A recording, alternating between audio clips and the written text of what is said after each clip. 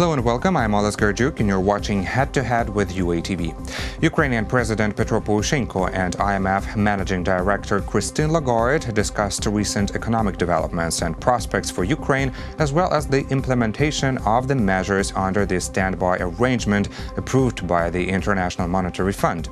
To talk more about this, we're joined in the studio today by Serhiy Fursa, an investment banker and economic expert. Hello and thank you for coming today. Hello.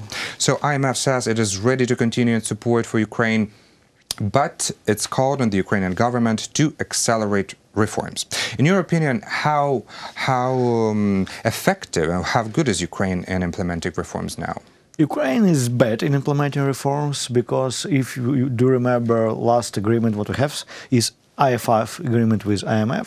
We got only 4 tranches among 12. So just imagine how good you in school when you go into school if you finished only 4 classes and your age is 17. It's now you can understand how Ukraine is good in implementing reforms. Yes, we had a progress. We're doing better than we used to be done for ages, but still much more to be done. And the speed of our reforms is very, very calm. Why are we that slow then? Why? Because every new reform is cutting some cash flow of some Ukrainian bureaucrats, of corrupted guys.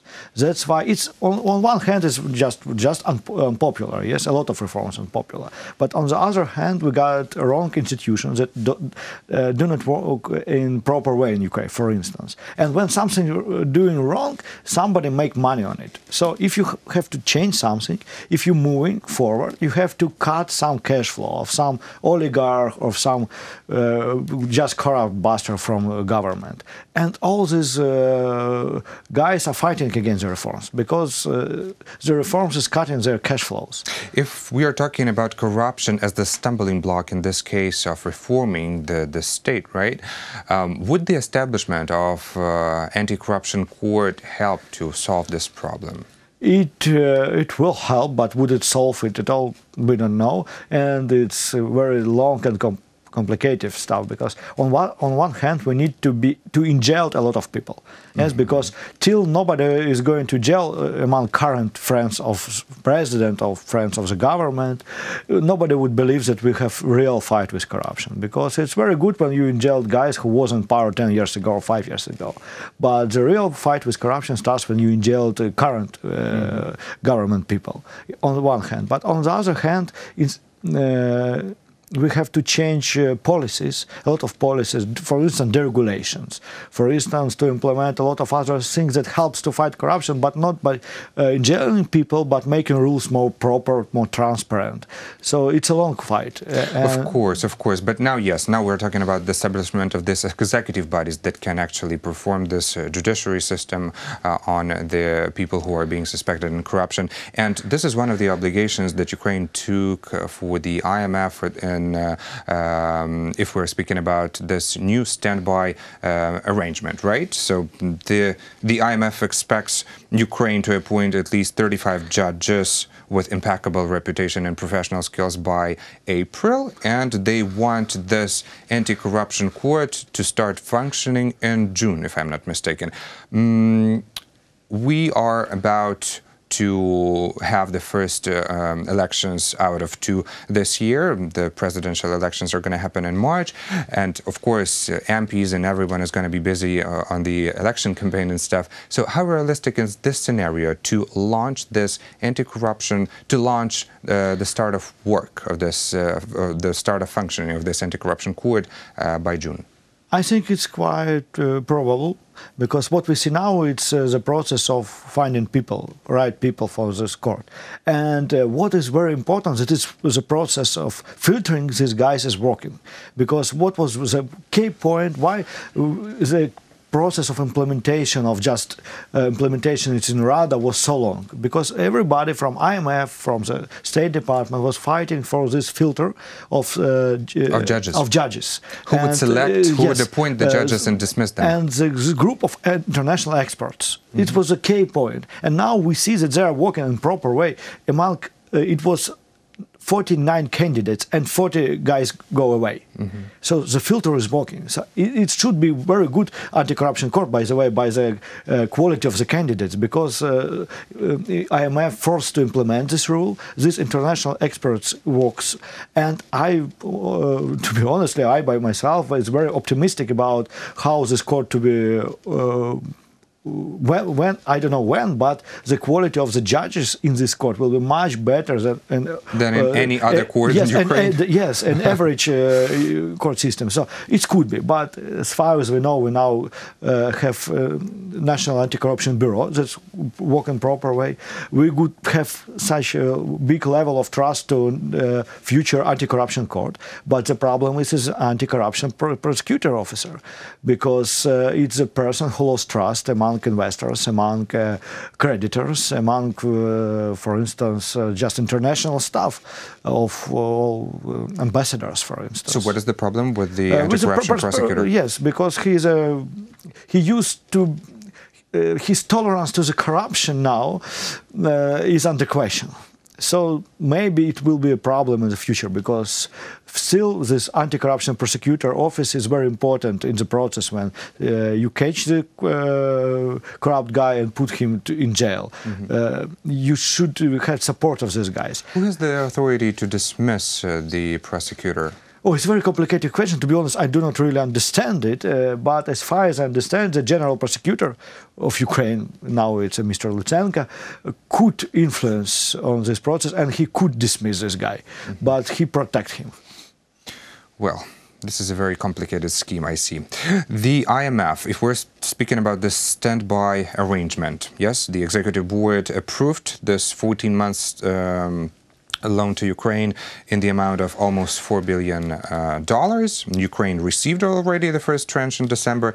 So let's discuss this main task that Ukraine obliged to fulfill this year in order to receive next tranches. We already mentioned the establishment of the anti-corruption court. You mentioned the National Anti-Corruption Bureau, and the IMF hopes that by the end of June, the Ukrainian parliament will adopt legislation that would expand the powers of this National Anti-Corruption Bureau. So what kind of expansion are we talking about? We're talking about that now Anti-Corruption Bureau is very dependable from security service, because they do not have probability of bugging by themselves. So if they want to hear what some corrupt guys discuss with each other, they have to go to special service and ask them, help us, please provide technical support for this bugging. And as it happens, as we used to see, all the special forces in Ukraine is very corrupt. That's why NABU didn't get a real support from this. So they have to have it by themselves. They have to have this possibility of bugging by themselves. Do not spread information of possible new corrupt buster among all Kyiv, because as far as we understand, when a detective from National Anti-Corruption Bureau will come to the guy who's sitting in special secret service, on the next day, with probability of 90%, this corrupt guy will know that NABU is interested in him. So this information on the case should be very confidential, and these detectives that are working on National Anti-Corruption Bureau should not share this information even with the security service of Ukraine. Because the security service of Ukraine is with the security service of Ukraine, because if you will ask investor what is the biggest problems of Ukraine, it's courts and these guys, prosecutor officers. This is their inner code that should work in this bureau. Is there any code, some statute that they would adhere to? There is a lot of such things, I think. A lot of regulations that they might not follow. Well, that's sad. Speaking of other obligations that Ukraine has to fulfill, reforming this banking sector and banking governance, what does this mean for the regular Ukrainian citizen? For regular Ukrainian citizen is nothing on the current situation, because what is very important when we're talking about banking system and national bank is that key thing of a whole IMF program is independence of the national bank. And on the back of the political process, on the back of the populism that increase in Ukrainian society, is very important for IMF to protect independence of the national bank. So the key thing is that national bank should stay independent, and politics do not have to influence influence on them. It's very important, and it's so. When we're talking about national bank, it's a bank system itself. But the key thing of the whole program and the key thing when we're talking about would we get tranche or not is gas price increase, because there is gas price increased. Yes, next time gas prices should be increased in May, by the schedules that already exist in government and IMF. And due to the schedule, we expect two other gas price increases. First in May, and next I do not really remember, but somewhere later, maybe in the summer. And to get the next tranche, we should increase gas prices again. And these decisions on new tranches will be made also in May and on the third one in November. Point. If you will increase gas prices, if they will see that implementation of the anti-corruption card on the track, so we could get a tranche. Do you think that this is the key obligation that Ukraine has? Yes, I think it's the most important obligation. Mm-hmm. How much would be the price increased? I think it's close to 15–20%. I do not remember the exact figure. I think it's already on the paper, but when we're talking about gas price increase, we should understand that it should be increased up to market level. We don't know what market level is going to be on May or next September. It's possible that gas price will go down on the markets, and we wouldn't need a gas price increase. So as far as I understand, Ukraine faces some risks participating in this standby arrangement, and also it is facing even bigger risks if it doesn't participate and doesn't cooperate with the IMF. Okay, I don't think that we have risk if we cooperate with IMF, because currently we have economical growth and macroeconomic stability. And all these things, all our macroeconomic stability is based on the cooperation with IMF. And if so this is the indicator? Not even indicator, it's a fundament. Okay. We're based on it. So if IMF will leave, it will say we don't need cooperation with IMF.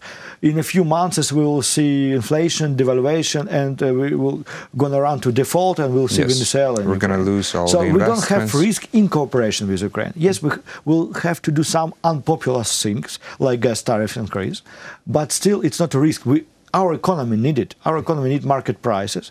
To be honest, it's decommunization of economy, because we still do not have a land market. It's like some stuff from communist era, and we still do not have market prices on gas. Well, Christine Lagarde mentioned that she expects the acceleration of reforms, and also she expects the acceleration of economic growth. So what GDP do we plan to achieve this year? Increase of GDP is about +3% next year, plus minus. So we will see. I think if we will, this best case scenario, if we're still in cooperation of IMF, so economical growth, of real economical growth, is very important. Next year will be about 3%. 3%. Yeah. This is the same level that last year, basically. Almost the same, yes. Almost the same. We will have slightly slowed down because people afraid of political situation, people afraid of elections, and some investments to be on hold. Could be halted. Okay. Well, thank you so much for your clear answers. Thank you for interesting comments and for being a guest today in our studio. That was Serhiy Fursa, an economist and investment banker. Thank you for watching Head to Head, and stay tuned for more with UATV.